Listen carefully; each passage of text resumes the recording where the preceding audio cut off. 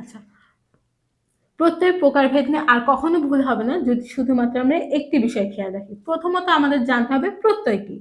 প্রত্যয় হচ্ছে প্রকৃতির সাথে যা যুক্ত হয়ে নতুন শব্দ গঠন করে তাকে প্রত্যয় বলে। আচ্ছা, প্রত্যয় হচ্ছে দুই প্রকার। এক নম্বর হচ্ছে কৃৎ প্রত্যয়, তদ্ধিত প্রত্যয়। কৃৎ প্রত্যয়টা কি? ধাতুর পর যেটা যুক্ত হয় সেটাই কৃৎ প্রত্যয়, আর নাম শব্দের পর যেটা যুক্ত হয় সেটা হচ্ছে তদ্ধিত প্রত্যয়। আমরা কিছু উদাহরণ দেখে বিষয়টা ক্লিয়ার করি। ধরা, ধর যোগ আ। ধরটা হচ্ছে এখানে মূলত প্রকৃতি, এটার সাথে যুক্ত হচ্ছে আ। যেহেতু এটা একটি ক্রিয়াপদ সুতরাং এটা হবে কৃৎ প্রত্যয় বা আমরা ধাতু বলতে পারি। ডুবুরি, ডুব যোগ উড়ি।